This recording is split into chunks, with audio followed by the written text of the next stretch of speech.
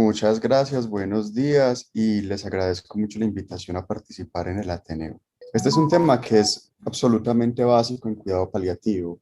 Es uno de los pilares. El cuidado paliativo también tiene un abordaje multidimensional y una de esas dimensiones es la planificación de los cuidados a futuro. Vamos a hablar un poco de introducción y definiciones. Les voy a mostrar algunos puntos sobre los beneficios de la evidencia, quiénes de todas las personas se pueden beneficiar más de este tipo de conversaciones, cuáles son las herramientas para la planificación de acuerdo a las trayectorias en salud, algunos tips para llevar esta discusión, cómo hacerlo en algunas enfermedades y qué es el documento de voluntades anticipadas y cómo estamos en Colombia. Entonces, en primer lugar, este es un proceso que como casi toda la atención en salud es centrada en el paciente. Seguramente ustedes han oído el término de medicina personalizada. Eso está en boga en muchas de las especialidades. También el cuidado paliativo juega un papel muy importante porque hace referencia a la necesidad de adaptar los recursos disponibles de la atención en salud a las necesidades de un paciente en un momento dado de su trayectoria de enfermedad.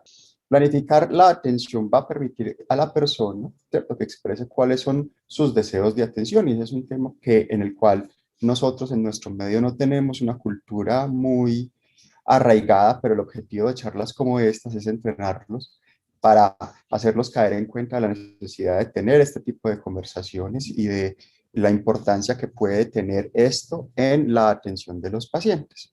Y muy importante, estas conversaciones que históricamente se han reservado para la etapa final de la vida, ¿cierto? Ustedes seguramente todos han tenido la experiencia con las órdenes de no reanimar, ¿cierto? Ese es como el antepasado de este tipo de intervenciones, pero digamos que la atención y la atención paliativa ha trascendido la atención en la etapa final de la vida, y lo que se pretende y lo que recomiendan las diferentes guías es que este tipo de conversaciones se realicen en cualquier etapa de la enfermedad de los pacientes. Es muy claro, y ustedes como residentes de geriatría lo viven en su día a día. Sobrevivir, y hemos logrado a expensas de una cantidad de avances en la atención en salud, sobrevivir a una cantidad de enfermedades que en el pasado eran mortales, ¿cierto? Pero sobrevivir implica, por supuesto, un costo biológico. Ese costo biológico se traduce en diversos desenlaces en salud, particularmente en la dependencia funcional, pero no se limita a eso. Y la consecuencia de esos impactos se ve y se pone de manifiesto particularmente en la atención de los pacientes en los diversos niveles de atención. Entonces, podemos ver como estadísticas norteamericanas nos muestran que 80% de los pacientes hospitalizados mueren en los hospitales o en unidades de larga estancia, ¿cierto? Y adicionalmente, esos pacientes en fase de fin de vida, tres cuartos de esos pacientes no pueden caminar. ¿Sí? Lo que él pone de manifiesto el impacto funcional, sobre todo en la etapa final de la vida. Un tercio de esos pacientes tienen problemas de continencia y 40% de los pacientes tienen algún grado de deterioro cognitivo. Entonces, ese es el panorama en el cual nos enfrentamos en la atención de pacientes complejos, en escenarios de atención complejo, en circunstancias de final de vida, ¿cierto? En Estados Unidos, los documentos de voluntad anticipada, y tomando en cuenta la forma en la que se ejerce la medicina, donde el componente médico-legal es tan importante para los pacientes y para los médicos, porque hay una medicina muy a la defensiva, ¿cierto? Hace que estos documentos, pues obviamente tengan una mayor incidencia y mayor conocimiento en la comunidad. Entonces, 90% de las personas han oído hablar de un documento de voluntad anticipada. Y un 71% de los pacientes en Estados Unidos manifiesta que ha pensado cómo serían sus preferencias de atención en la etapa final de la vida.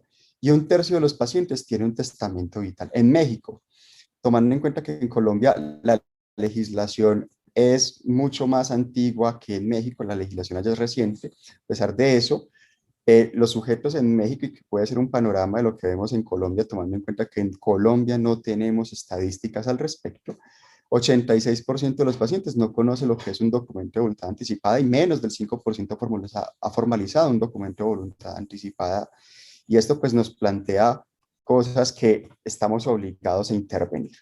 Entonces, este es un estudio, es el estudio SUPPORT, es un estudio de los años 90, es un estudio supremamente interesante porque nos revela una situación en salud que se vive todos los días, ¿cierto? Este estudio se hizo en dos etapas.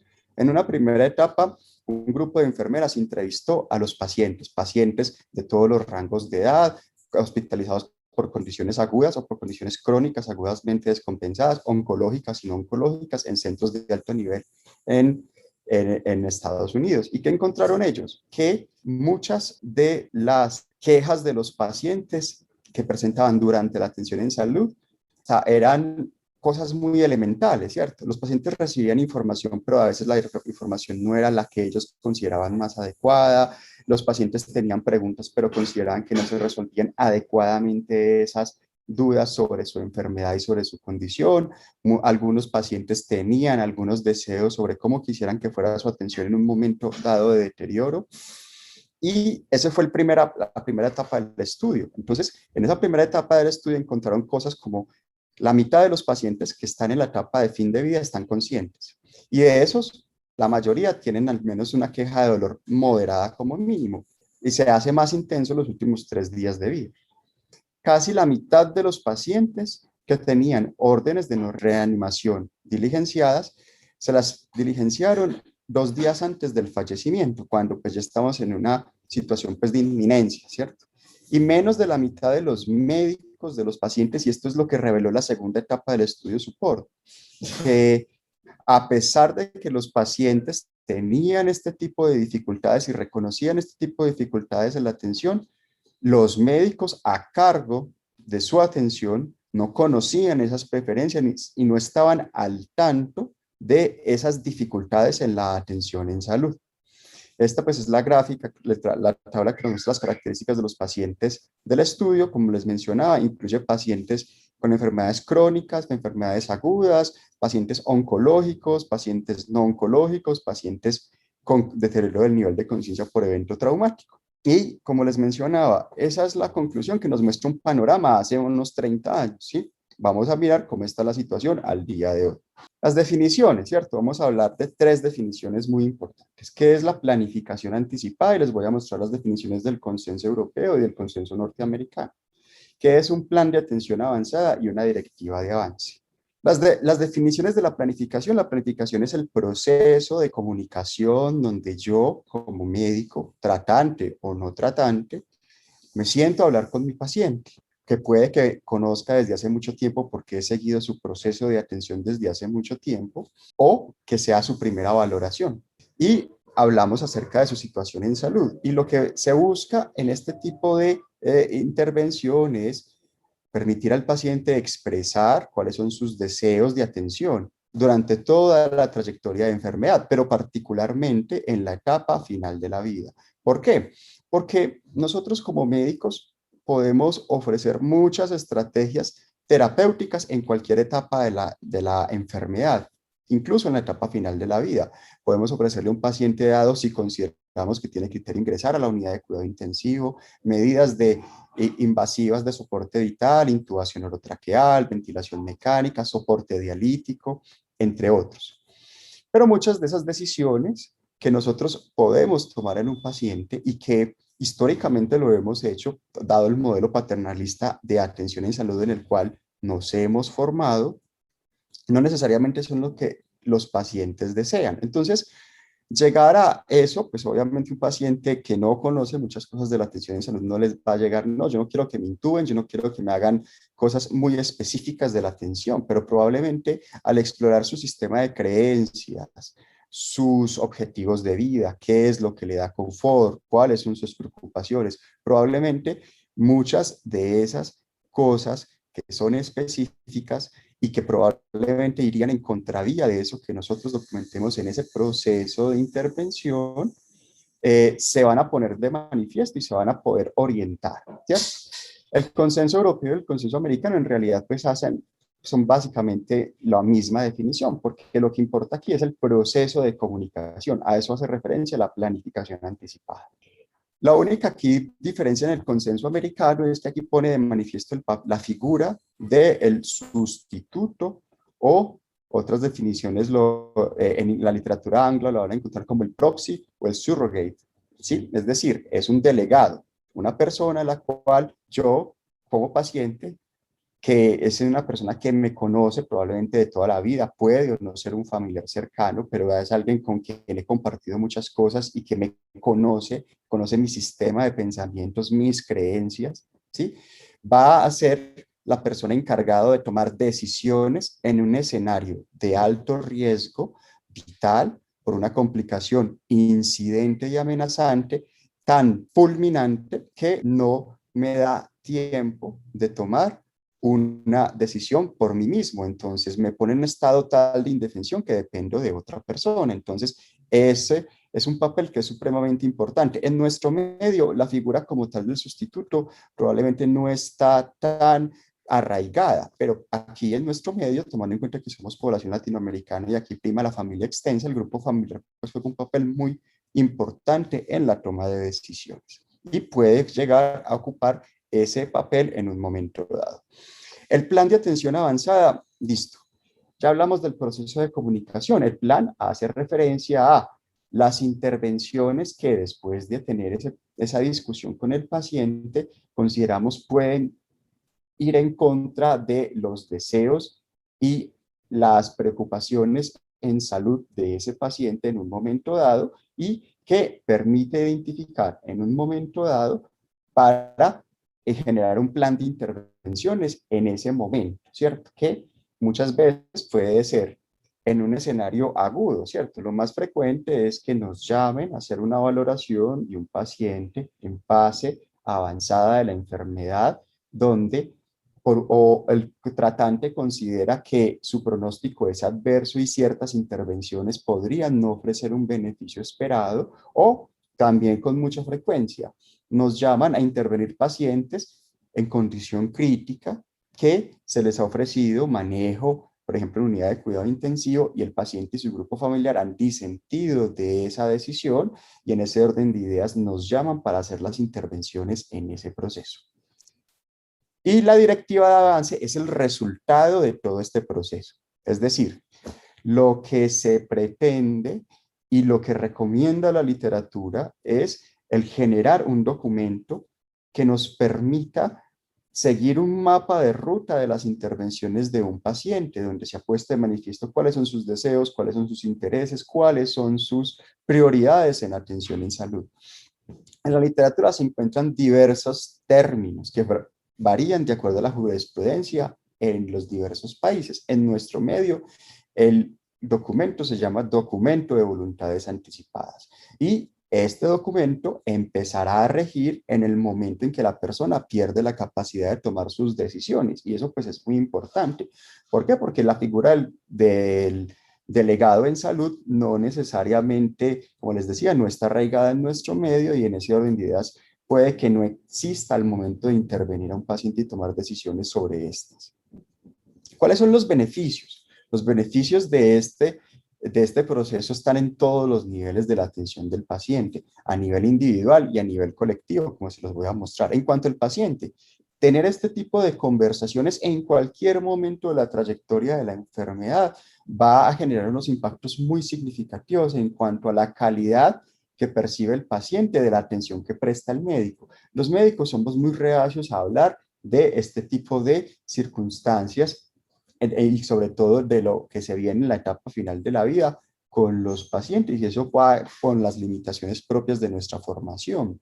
Pero los pacientes, y muchos, sobre todo en geriatría, se ve, muchos de los pacientes están atentos y están disponibles para tener ese tipo de discusiones que son complejas. Y muchas veces son complejas para el médico, porque es lo que les mencionaba, pero el paciente está presto para recibirlos. Entonces, cuando lo realizamos y lo realizamos activamente, estos pacientes ya hay evidencia que muestra percepción de la calidad de la atención muy favorable. El paciente se siente empoderado y se siente partícipe en la toma de decisiones. Como les mencionaba, nosotros estamos formados en un modelo paternalista donde el médico toma las decisiones y el paciente asiente porque considera que el médico está tomando las mejores decisiones en salud, y eso pues está muy bien. Pero no, cuando el paciente participa y se vuelve una relación más horizontal en la toma de decisiones, digamos que el paciente se siente muy satisfecho. La atención en salud mejora, ¿cierto? ¿Por qué? Porque al ponerse de manifiesto los deseos de la atención del paciente y lo que él le gustaría que se le hiciera, el médico no va a estar enfrentado a la incertidumbre de qué hacer en un momento dado, sino que simplemente respetará la voluntad del paciente, y ese respeto de la voluntad enriquecerá la relación con su paciente y con su grupo familiar. Adicionalmente, puede evitar prolongarles las agonías, ¿cierto? Un componente muy importante de la fase de fin de vida son las intervenciones fútiles, fútiles en el sentido de que no van a cambiar ese desenlace esperado, pero que sí lo pueden prolongar. Cuando se han puesto de manifiesto este tipo de situaciones en los pacientes y se respetan ese tipo de decisiones, pues obviamente la calidad en la atención mejora, no se prolonga la agonía porque ya sabemos que el desenlace no va a cambiar, pero va a ser un desenlace que conllevará mucho menos sufrimiento. Y adicionalmente va a aliviar las cargas del cuidado a la familia. ¿Por qué? Porque en casos, que es lo que vemos casi que en el día a día, como este tipo de decisiones y el documento de voluntades anticipadas no están ampliamente arraigados en nuestro medio, muchas veces se presentan pacientes en urgencias o durante la hospitalización que presentan una complicación aguda y fulminante que los lleva a un estado de alto riesgo de fallecer, pero en el momento, no, el paciente no está en capacidad de tomar sus decisiones y es la familia quien debe tomar decisiones. Entonces, cuando hay un documento de estos, entonces eso le quita a la familia la carga de pensar y de asumir las consecuencias de una decisión, porque también es relativamente frecuente que las personas han tomado y han pensado acerca de esto, pero nunca lo han manifestado a la familia y nunca lo han manifestado por cosas como yo no quiero que mis familiares se estresen pensando que yo estoy pensando en la muerte, ¿cierto? Y cuando no se hace esto, pues entonces el familiar se enfrenta a la situación de tratar de tomar decisiones de buena fe y con la esperanza de que el paciente va a salir adelante, pero que no necesariamente eran las decisiones que el paciente hubiera querido que se tomasen en un momento como este. Y, como les decía, mejora la percepción de satisfacción de la atención en todos los niveles, en hospitalario, durante toda la estancia hospitalaria, satisfacción con el hecho de sentirse escuchados, ¿sí? Y con el participar en toma de decisiones. Aumenta la probabilidad de que el grupo médico y el grupo de profesionales de la salud involucrados en el tratamiento del paciente entiendan y respetan los deseos del paciente, del cuidado al final de la vida y va a conllevar cosas como el potencial de reducir hospitalizaciones, reducir medidas de manejo agresivas, lo que les mencionaba ahorita acerca de la futilidad terapéutica en la etapa final de la vida y va a facilitar la posibilidad de que la persona fallezca en el lugar de su preferencia, lo cual es un marcador de buena práctica clínica en la fase final de la vida. Con respecto a cuáles son los impactos en el grupo familiar, como se los mencionaba, hay evidencia contundente que muestra que cuando hay un documento de voluntad anticipada de por medio que orienta las intervenciones en un momento tan crítico como el final de la vida, el grupo familiar tiene unas disminuciones muy significativas en cuanto a la reducción del nivel de estrés, la ansiedad o la depresión en los pacientes, en los familiares supervivientes, que incluso puede impactar el duelo en posterior al fallecimiento del paciente. A nivel asistencial, claramente juega un papel muy importante porque cuando hay un documento de estos, el médico ya se libera de la carga de una situación que se presenta que es muy compleja, que es que va dentro del proceso de reorientación de objetivos de manejo, que es o la suspensión de medidas terapéuticas implementadas, ¿cierto? Porque cuando ya hay un documento que ha dicho no quiero que me hagan estas cosas, pues no se realizarán y eso genera un impacto muy favorable también en la atención del médico. O también va a ayudar a tomar decisiones en cuanto a la futilidad terapéutica y en cuanto al inicio de medidas, ¿cierto? Porque se evita usar medidas o se evita la carga de suspender medidas ya instauradas. En los sistemas de salud tiene un impacto en cuanto a costo-efectividad, ¿cierto? Porque al reducir estancia hospitalaria, al reducir medidas diagnósticas y terapéuticas invasivas, pues obviamente los costos en la atención en salud van a disminuir significativamente. Y en la sociedad, digamos que la evidencia no es tan contundente, pero lo que se infiere es que los pacientes, los familiares, el proceso de duelo va a ser un proceso de duelo menos traumático y la probabilidad de que entren en un duelo patológico va a ser menor y eso va a llevar a que se reintegren más rápido a la comunidad, tanto a nivel social como económico, ¿cierto? Sin embargo, a pesar de todo lo que les he mostrado, qué es lo que sucede en la vida real, este es un estudio de 2018, ya 30 años de ese primer estudio que les mencioné.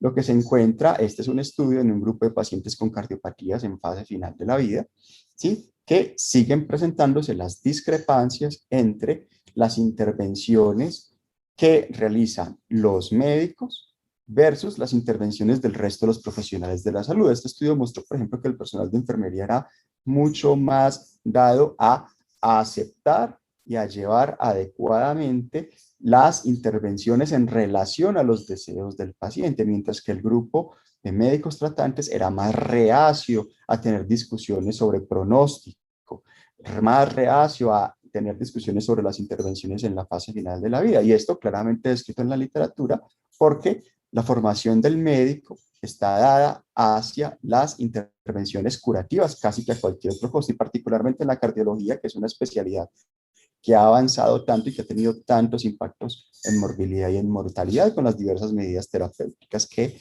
siguen y siguen y siguen generándose. Hay una serie de mitos con respecto a los documentos de voluntad anticipada y que se convierten en barreras, ¿cierto? Esos mitos son los mitos de los pacientes y sus familias. ¿Por qué? Que pueden limitar de repente este tipo de discusión. Cosas como si uno firma un documento ya no le van a hacer nada, ya lo van a aplicar solamente medidas paliativas o eso es sinónimo de eutanasia. Y son cosas que en realidad se pueden intervenir en un proceso de comunicación adecuada dentro de la planificación. ¿Y cuáles son esas barreras? ¿Cierto? Vivimos en una sociedad posmoderna, una sociedad negacionista de la muerte, una sociedad hiperpositiva, donde el proceso de fallecer, aunque todos sabemos que es natural e inevitable, no tiene una significancia importante, sino hasta el momento en que aparecen las complicaciones amenazantes. De resto, las personas prefieren no pensar en muchas veces cosas como, es que yo no quiero ser ave de mal agüero, que se ven con mucha frecuencia. Segundo, pues la escasa difusión, es, como les decía, en nuestro medio no está arraigada en el concepto, pero es la oportunidad para ir avanzando en ese proceso por todos los beneficios que les he mencionado.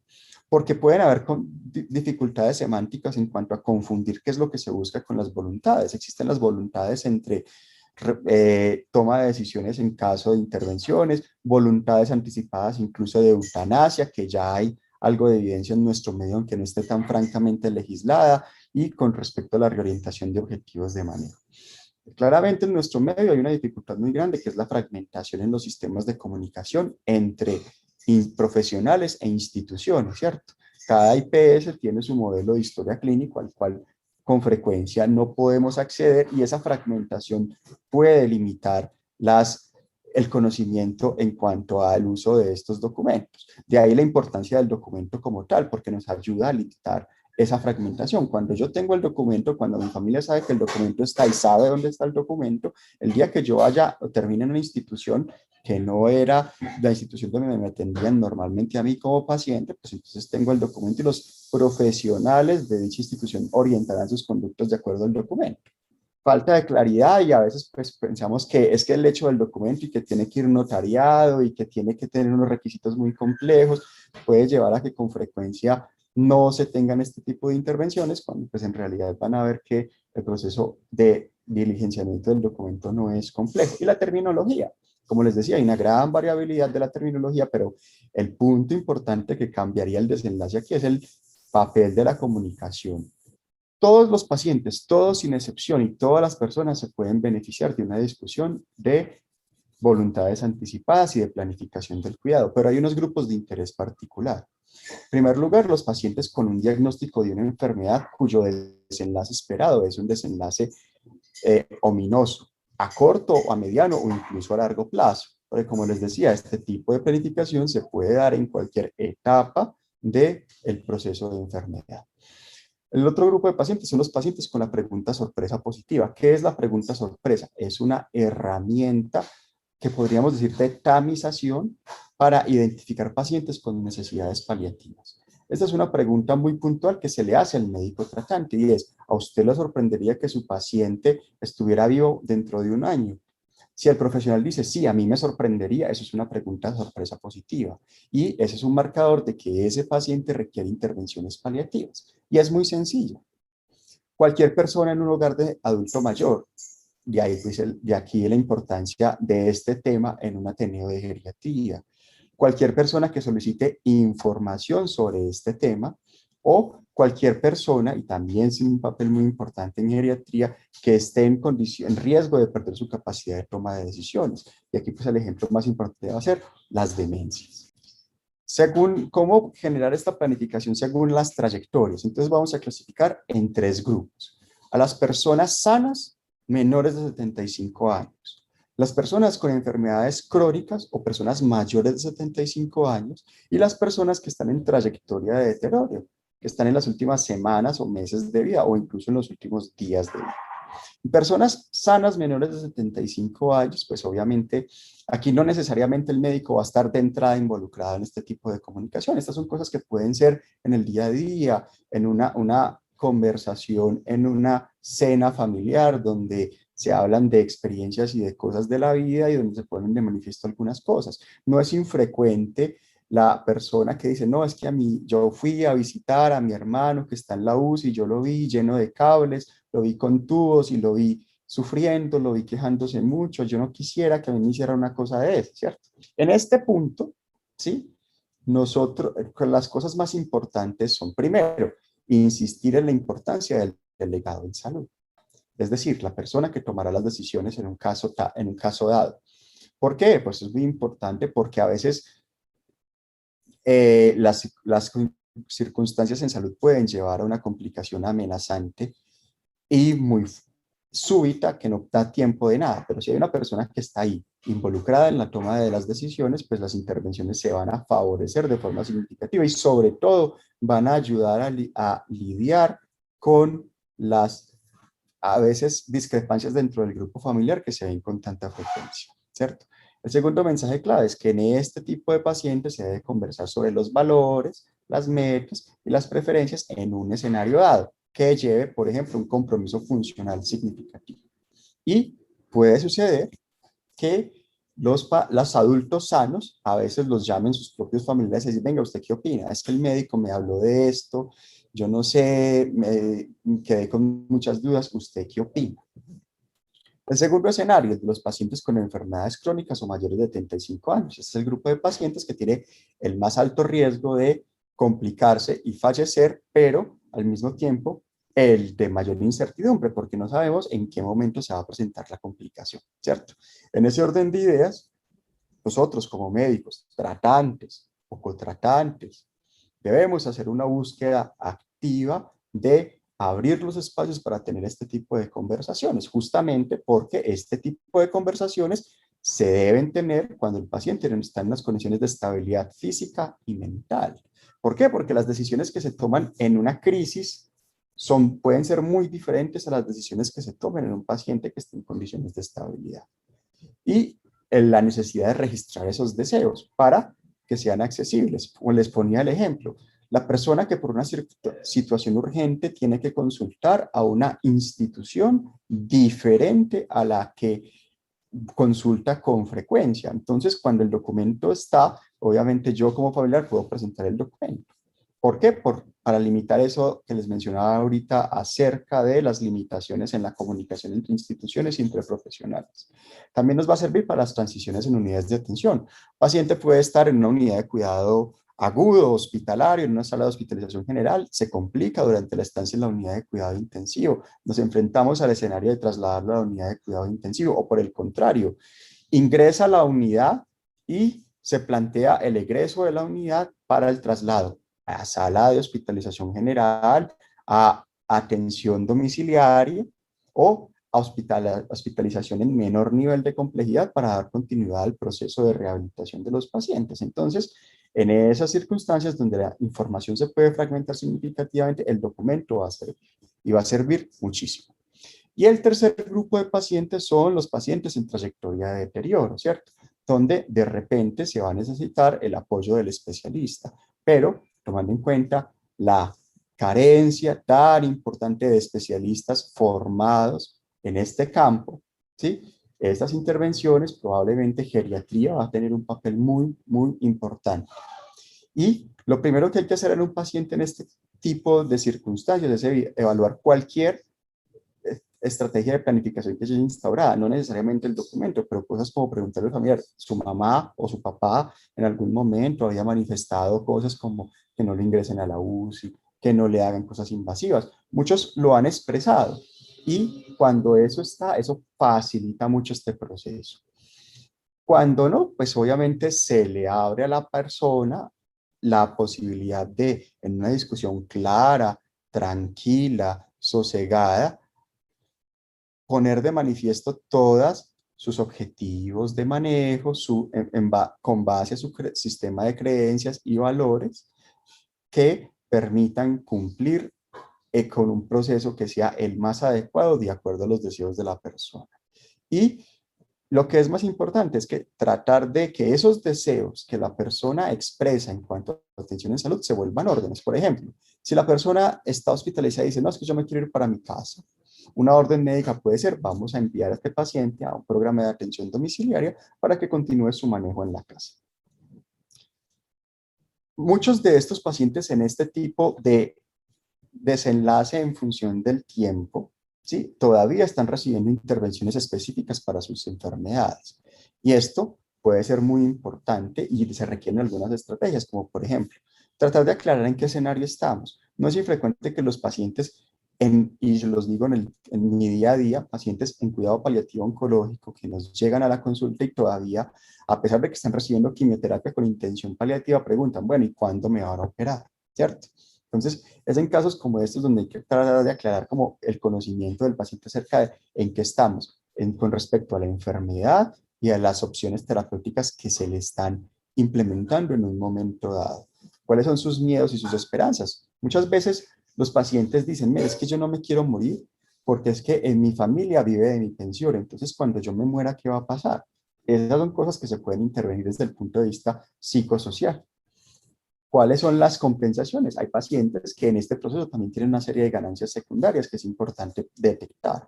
Si hay asuntos pendientes, perdones por pedir o perdones por dar, pues van a ser muy importantes dentro del proceso del duelo de la persona y de su grupo familiar. Y en este proceso es muy importante todo lo que tiene que ver con negociación. Hay personas que dicen, vea, yo no quiero tales cosas, pero sí quiero tales otras. Entonces, a veces esas decisiones pueden generar algún tipo de controversia dentro de los profesionales de la salud, entonces uno puede optar, vea, optemos por algo intermedio, miremos qué vamos haciendo, miramos si planteamos una estrategia de techos terapéuticos y vamos evaluando la evolución. Y cuál es el curso pues, de las intervenciones que vamos a hacer con base a lo que hemos discutido y que se adapta mejor a las circunstancias del paciente en un momento dado. Este tipo de pacientes son pacientes muy frágiles, muy comprometidos en su estado general, con descompensaciones en relación a sus enfermedades de base que pueden limitar toma de decisiones, por lo que hay que ir adaptando tanto el proceso de discusión como las tomas de decisiones a las circunstancias, ya que estos son procesos muy dinámicos. Y en el momento en que el grupo familiar toma un papel relevante va a ser cuando la persona ha perdido su capacidad de tomar decisiones. Entonces eso va a ser muy importante para hablar con la familia. Venga, su familiar en algún momento había manifestado algún tipo de deseo o no, y durante este proceso, en estos últimos días, había dicho alguna cosa o había cambiado de opinión sobre alguna decisión que hubiese tomado en algún momento. Y en presencia de un delegado en salud, que es el escenario ideal, pues discutir los planes de acción, como qué se va a hacer. Por ejemplo, pacientes que dicen, no quiero UCI, no me manden a la UCI, pero hay escenarios, incluso escenarios dentro del cuidado paliativo, donde la UCI puede ser una alternativa. Les pongo un ejemplo. Un paciente con cirrosis hepática que tiene una citis, atención, el paciente es llevado a un drenaje, se le drenan más de los 4 litros, 5 o 6 litros, se le coloca su albúmina, pero a pesar de ello continúa con inestabilidad hemodinámica. Ese paciente se puede beneficiar de una estancia corta en la unidad de cuidado intermedio o intensivo con un ciclo corto de vasopresor, mientras normaliza otra vez sus variables hemodinámicas. Y eso no necesariamente impacta el plan de atención y eso pues también es importante. Hay unas excepciones que pueden ser discutidas y negociadas con el paciente y que pueden cambiar. Es que un paciente puede tomar hoy una decisión, decir, no, mire, yo no quiero nada, ¿sí? Lo tenemos con mucha frecuencia en el escenario oncológico. Entonces que le dicen, yo tengo cáncer, listo, yo no quiero nada, yo quiero solamente cuidado paliativo. Van a la consulta de cuidado paliativo y uno habla, mire, usted está en unas condiciones muy buenas, usted de repente tiene una expectativa de vida que de pronto no es tan mala a corto plazo, de repente sí a mediano plazo, pero no a corto plazo. Miremos las alternativas y el paciente vuelve a la consulta un mes, 2 meses después y pensando, ve, sí, de pronto sí me gustaría escuchar qué me puede ofrecer el oncólogo, pero esto sí aplica para todos los escenarios. El proceso de planificación, esta pues es una representación gráfica de todo lo que les he dicho. Es un proceso centrado en el paciente y en la gráfica pueden ver que ese paciente, su grupo familiar y los profesionales de la salud están en el centro. Y hay una serie de tópicos que son muy importantes para el proceso, ¿sí? La preparación, cosas como vamos a tener esta discusión en un ambiente tranquilo, yo como médico voy a estar enfocado totalmente para prestarle la atención adecuada durante todo este proceso de comunicación, mis familiares y mi paciente están en las condiciones adecuadas para tener estas conversaciones. El nivel educativo, ¿cierto? Es claro que todos los pacientes tienen derecho a recibir la información adecuada, obviamente adaptada al nivel de educación de la persona, de la familia, y esa es responsabilidad del médico. Los focos de cuidado, ¿sí? ¿En qué nos vamos a enfocar? Si las intervenciones van a ser enfocadas a control sintomático exclusivo, si las intervenciones van a ser enfocadas a manejo conjunto entre control de síntomas y medidas que impactan significativamente la mortalidad de las enfermedades y de la mano de esto a la estimación de pronóstico. El pronóstico es crítico porque hace las diferencias. Esta conversación no va a ser la misma si yo tengo un paciente con una enfermedad cuyo pronóstico me predice mortalidad a corto plazo. Entonces les pongo el ejemplo del paciente con cáncer. Un paciente con una obstrucción intestinal maligna no tributaria de manejo quirúrgico y resistente al manejo médico. Ese paciente tiene un pronóstico de sobrevida a corto plazo muy pobre versus el paciente con el diagnóstico agudo de un síndrome coronario agudo que fue intervenido, su pronóstico probablemente va a ser muy diferente en función del tiempo. Pero también ese paciente se va a beneficiar de tener este tipo de conversaciones. Evaluar las complicaciones de las enfermedades, ¿cierto? Tampoco es lo mismo el paciente, por ejemplo, con un EPOC estable, ¿cierto? Que usa sus inhaladores, que está vacunado, que dejó de fumar, de repente que usa el oxígeno en la casa unas horas al día, al mismo paciente con EPOC, exacerbador frecuente, que en cada control hay que ir escalando el manejo broncodilatador, que está colonizado por microorganismos e incluso microorganismos multidrogoresistentes, lo cual nos va a cambiar significativamente la orientación de esta conversación. Los recursos disponibles, por supuesto, pues si hay o no hay cuidado paliativo, si hay o no un especialista que tenga algún tipo de entrenamiento y de formación para tener esta conversación, si hay o no disponibilidad para tener este tipo de conversación, si hay o no la disponibilidad de que el cotratante esté dispuesto a tener el apoyo de las especialidades afines en un momento de conversaciones como estas. Documentar las metas de manejo, yo por todo lo que les he mencionado, ir evaluando, tomando en cuenta que el proceso es dinámico y puede cambiar, y las perspectivas del paciente y de su familia, acerca de cómo va el proceso, cómo se están haciendo las cosas, cómo se podrían hacer las cosas, qué podríamos mejorar para su atención en salud. Y los tips están englobados dentro de esta mnemotecnia, que es la mnemotecnia prepare, ¿cierto?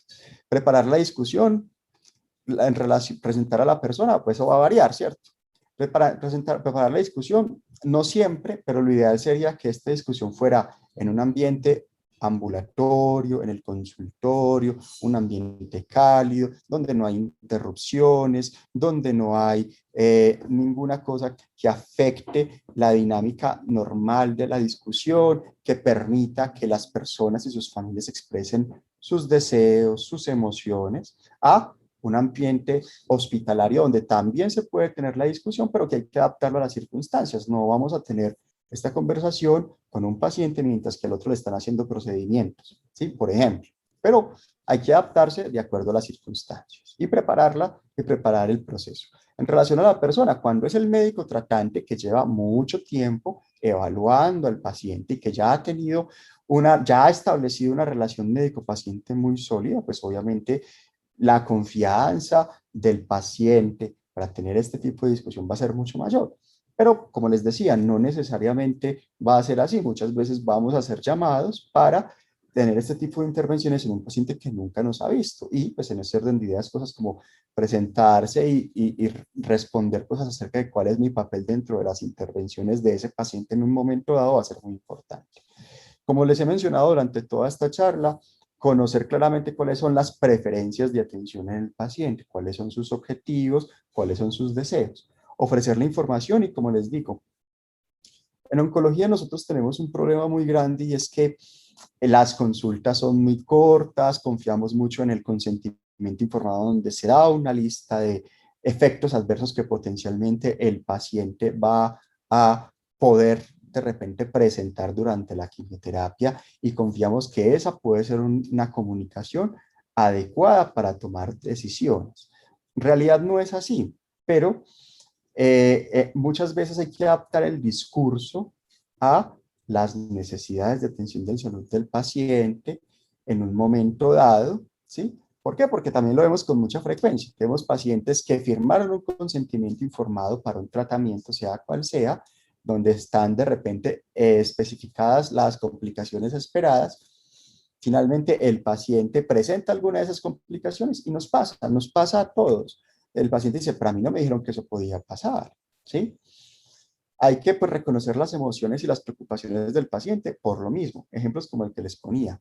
Familias que dependen de la pensión del paciente y que eso genera una dificultad tanto en el grupo familiar como en el mismo paciente para el aceptar la situación en la que estamos.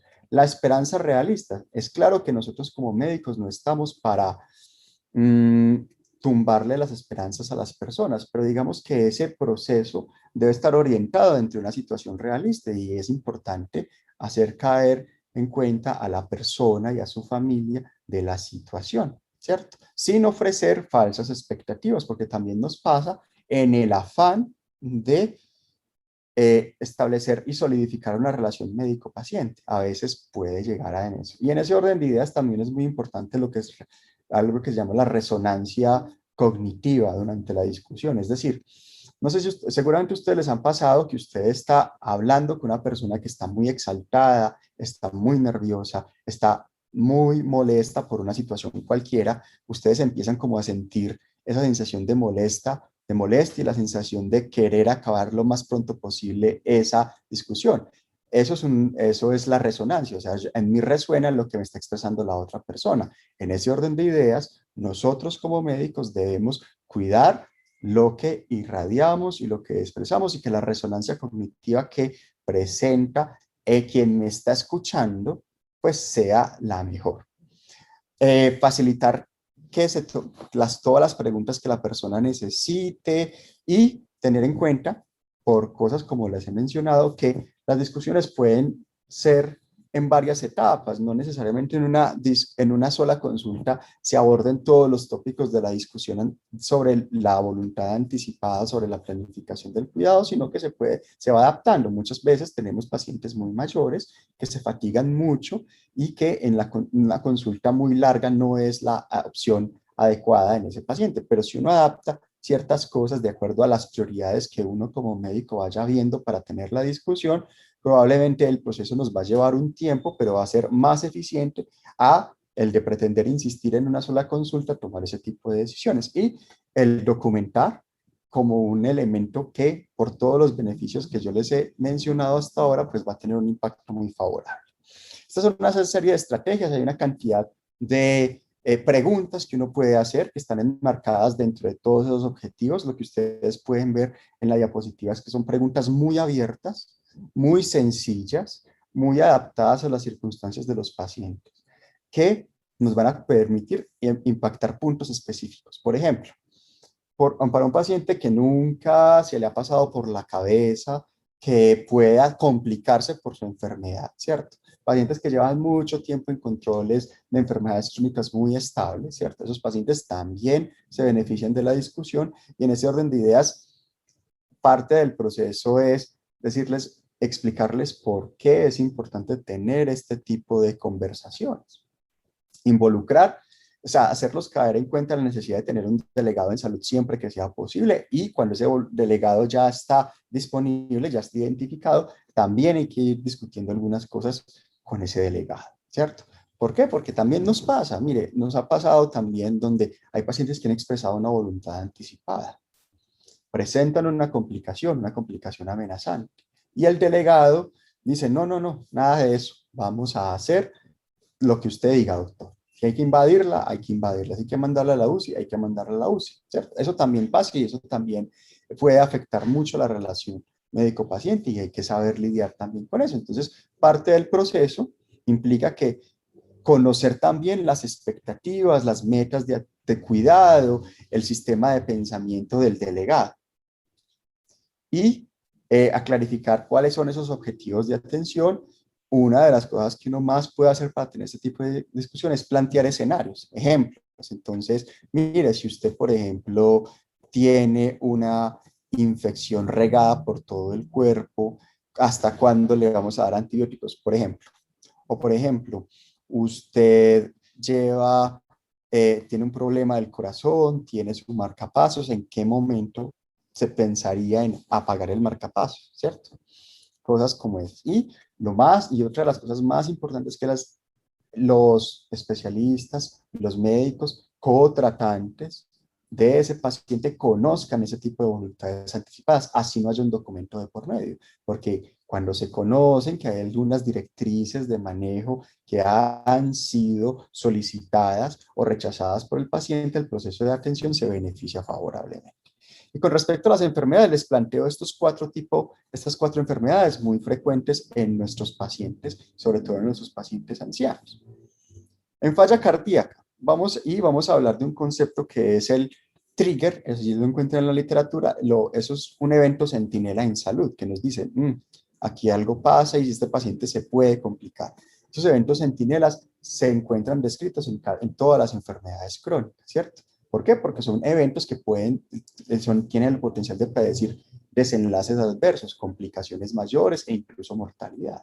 Entonces, en falla cardíaca pueden haber una serie de eventos centinela en el ámbito ambulatorio, en el ámbito hospitalario, en el ámbito de unidad de cuidado intensivo. Por ejemplo, paciente que viene con tratamientos que impactan mortalidad en enfermedad cardíaca, pero que nos está condicionando complicaciones. El mejor ejemplo, pacientes con falla renal asociada que empiezan a presentar elevación de azoados durante la descompensación de la falla cardíaca o presentan hiperpotasemias en relación al proceso de falla cardíaca y que condicionan ingresos al servicio de urgencias o hipotensiones sintomáticas muy severas con ese manejo que impacta mortalidad. Entonces, ese es un marcador centinela que nos dice este paciente se va a complicar. También en el ámbito de hospitalización, un paciente con reingresos frecuentes por descompensaciones, sin una mejoría completa entre las crisis, con requerimiento de soporte vasopresor o inotropía, ¿cierto? Esos son marcadores centinelas. También el mismo paciente que presenta un evento índice, ejemplo, paciente con enfermedad coronaria que viene ingresa con una muerte súbita, es reanimado, se le implanta su CDI, pero ese paciente ya tiene un riesgo mayor de tener un tipo de complicaciones y en ese orden de ideas amerita este tipo de discusiones. Y lo que plantea el consenso de cuidado paliativo en falla cardíaca es una evaluación durante todo el proceso de enfermedad en cualquier momento, pero mientras más pronto en relación a la etapa final de la vida se implemente la planificación anticipada, pues va a ser mucho mejor, ¿sí? Y esa planificación anticipada, específicamente en falla cardíaca, gira sobre varias cosas, ¿cierto? Los dispositivos, tenemos pacientes que son candidatos a trasplante cardíaco que requieren un dispositivo de asistencia ventricular por tiempos prolongados, ¿cierto? Pero en ese proceso esos pacientes se pueden complicar. Entonces, parte de la planificación es qué pasaría si durante esa espera del trasplante el paciente presenta algún tipo de complicación mayor que ponga en riesgo su vida y qué hacemos con el dispositivo. También va a ser muy importante con respecto a los dispositivos, lo referente al paciente portador de marcapasos, ¿cierto? Y eso pues es muy importante no solo en el paciente con la cardiopatía como condición índice que estamos interviniendo, sino el paciente cardiópata con otro tipo de enfermedades cuyo desenlace es adverso. Entonces el ejemplo podría ser el paciente cardiópata dependiente del marcapasos que adicionalmente tiene una enfermedad oncológica avanzada. en ese paciente, ese tipo de discusiones también se deben tener presente. El otro punto importante, la inotropía intermitente, ¿cierto? Dentro de los protocolos de intervenciones paliativas, en falla cardíaca se plantean los pulsos de inotrópicos cada cierto tiempo según las condiciones del paciente. Pero esos pulsos pues tienen una serie de condiciones y a veces son condiciones que para el paciente no sean las más adecuadas. Ejemplo, el requerir un ingreso a una unidad de cuidado crítico para monitoreo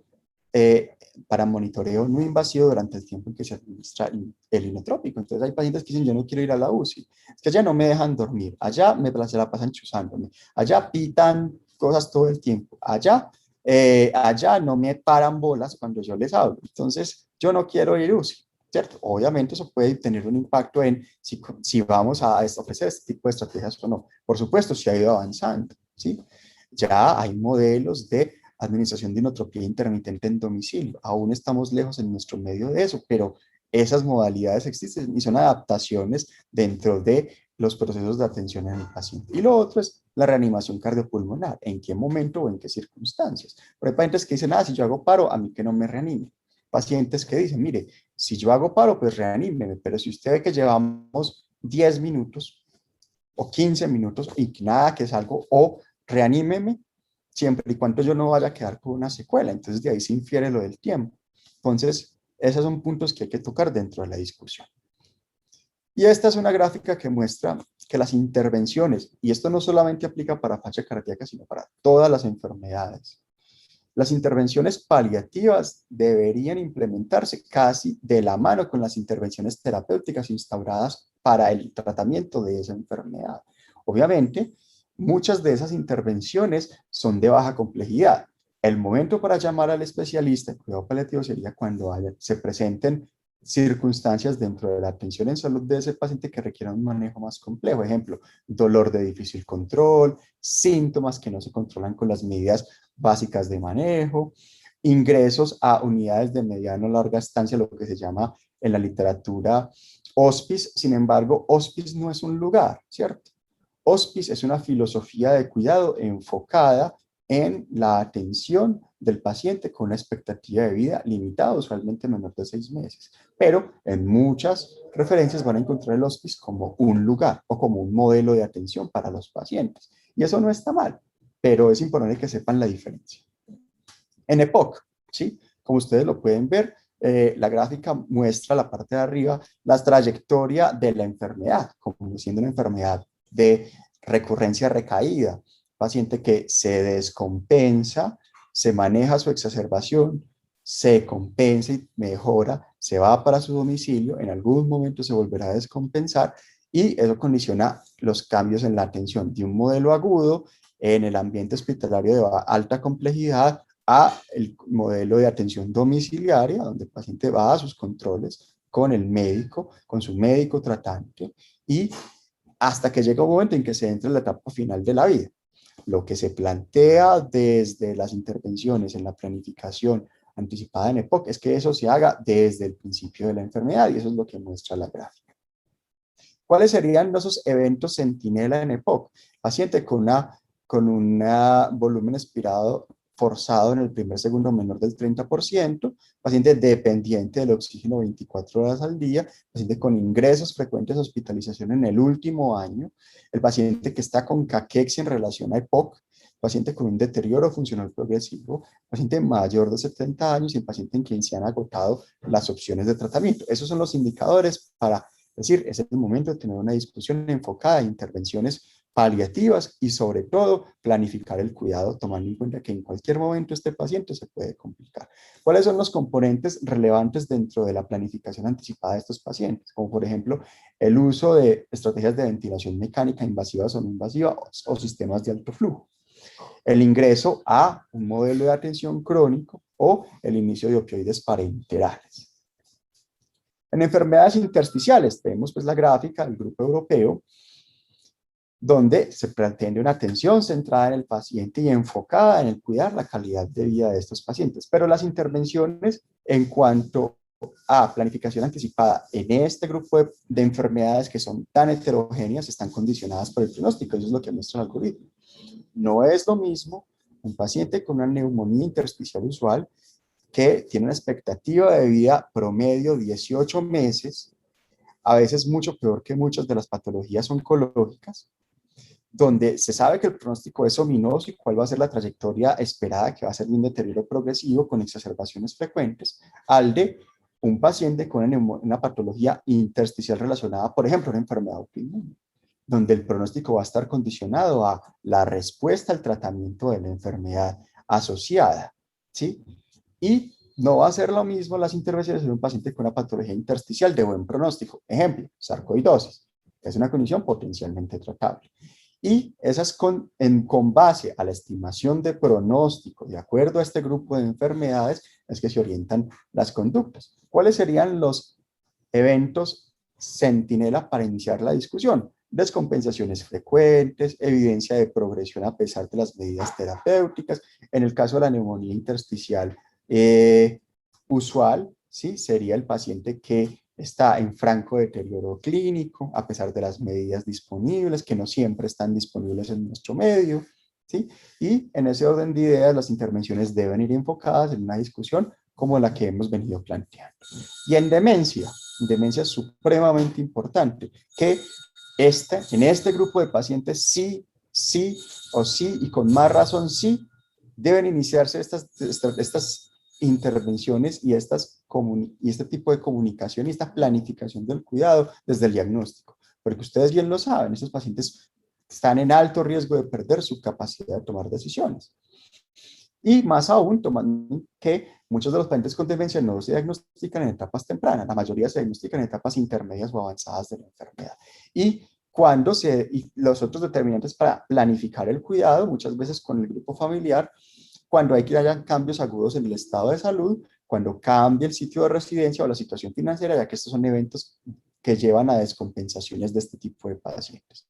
Siempre hay que buscar el momento en el que el paciente está en las mejores condiciones cognitivas, recordando que estas son condiciones donde pueden fluctuar y que hay que ir adaptando la discusión a las necesidades de ese paciente y a la capacidad de escucha de ese paciente, con la posibilidad de que el proceso se vaya replanteando para hacer en varias consultas. No hay que forzar la conversación, ustedes saben, este tipo de pacientes se cansan con mucha facilidad durante la consulta y los esfuerzos cognitivos pues obviamente los desgastan demasiado, así que pues obviamente hay que mirar las condiciones en las que esté ese paciente.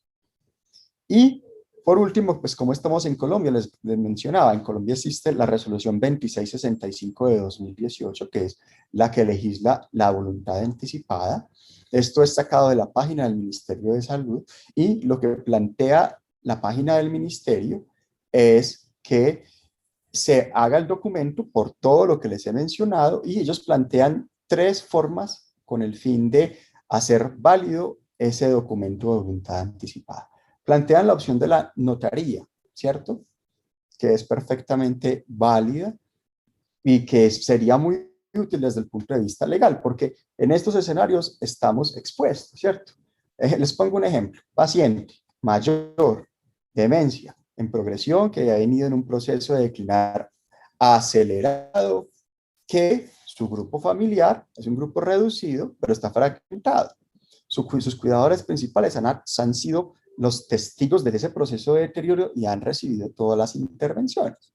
Pero en el escenario de descompensación aguda, digamos que una familiar que vive fuera del país, una hija, por ejemplo, que sea la que aporte desde el punto de vista más económico, pero que no ha estado más involucrada en el cuidado de su paciente, le dicen, mire, su papá está muy mal, es mejor que se venga, ¿cierto? Llega la hija, ¿cierto? En un desconocimiento de la situación y pues, no sucede en la vida real cosas como va al médico, interactúa con el médico y dice, mire, la plata no es problema, háganle a mi papá lo que haya para hacerle, ¿cierto? Entonces, cuando hay un documento anticipado, le podemos mostrar a esa hija, mire, pero es que su papá no quiere estas cosas, va a ser mucho más fácil intervenir ese tipo de circunstancias.